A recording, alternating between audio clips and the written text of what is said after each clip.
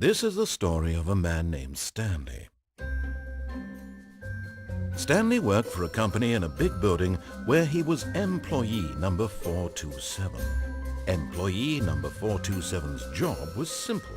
He sat at his desk in room 427 and he pushed buttons on a keyboard. Orders came to him through a monitor on his desk, telling him what buttons to push, how long to push them, and in what order.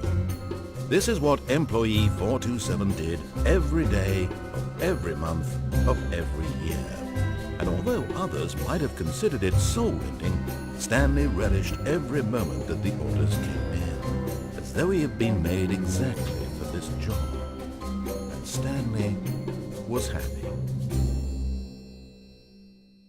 And then one day, something very peculiar happened. Something that would forever change Stanley. Something he would never quite forget. He had been at his desk for nearly an hour when he realized that not one single order had arrived on the monitor for him to follow. No one had showed up to give him instructions, call a meeting, or even say hi. Never in all his years at the company had this happened, this complete isolation. Something was very clearly wrong. Shocked, frozen solid, Stanley found himself unable to move for the longest time. But as he came to his wits and regained his senses, he got up from his desk and stepped out of his office.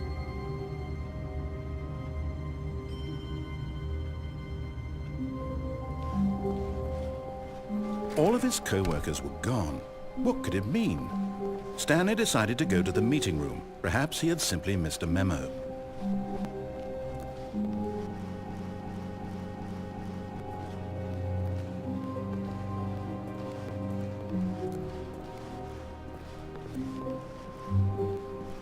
When Stanley came to a set of 2 open doors, he entered the door on his left.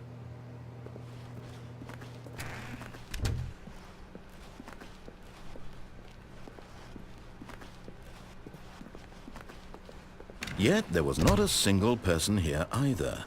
Feeling a wave of disbelief, Stanley decided to go up to his boss's office, hoping he might find an answer there. Coming to a staircase, Stanley walked upstairs to his boss's office.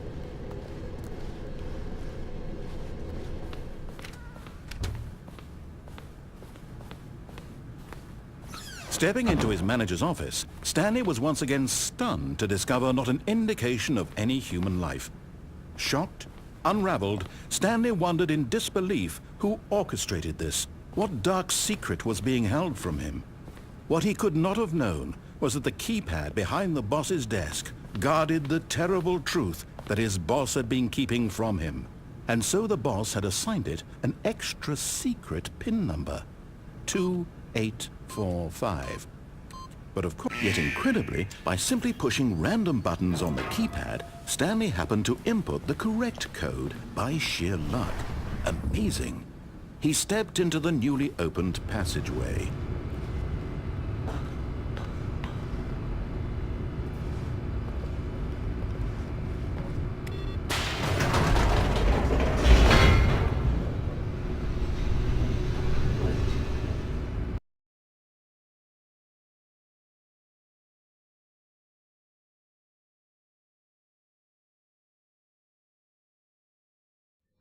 Descending deeper into the building, Stanley realized he felt a bit peculiar. It was a stirring of emotion in his chest, as though he felt more free to think for himself, to question the nature of his job. Why did he feel this now, when for years it had never occurred to him? This question would not go unanswered for long.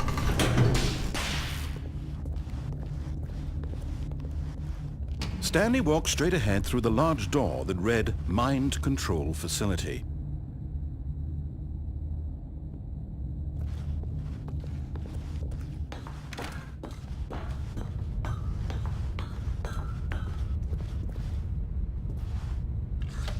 The lights rose on an enormous room packed with television screens.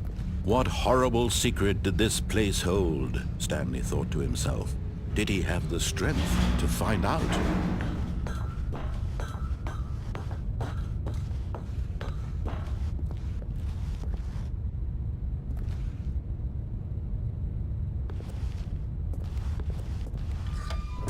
Now the monitors jumped to life, their true nature revealed. Each bore the number of an employee in the building, Stanley's co-workers.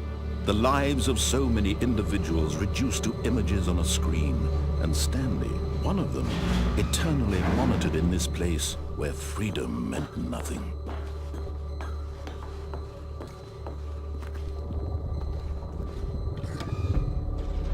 This mind control facility, it was too horrible to believe. It couldn't be true.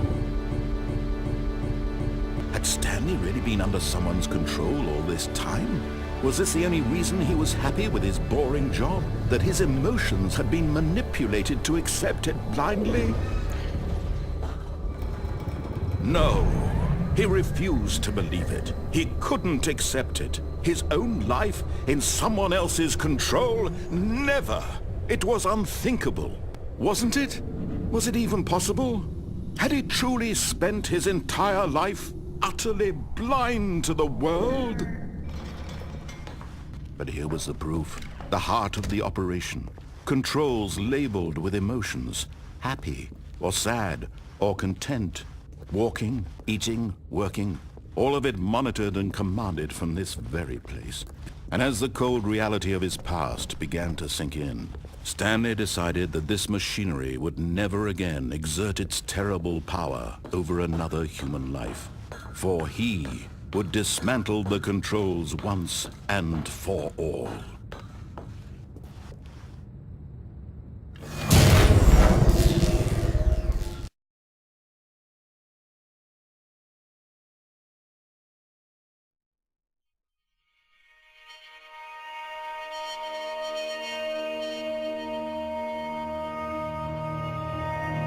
Blackness and a rising chill of uncertainty.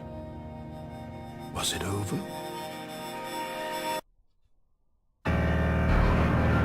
Yes! He had won! He had defeated the machine, unshackled himself from someone else's command. Freedom was mere moments away.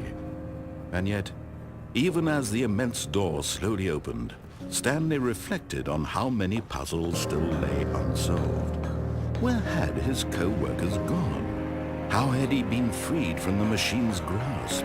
What other mysteries did this strange building hold?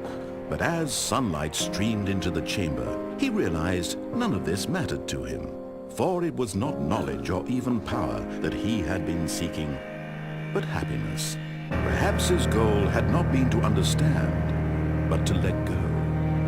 No longer would anyone tell him where to go, what to do, or how to feel. Whatever life he lives, it will be his. And that was all he needed to know. It was perhaps the only thing worth knowing. Stanley stepped through the open door.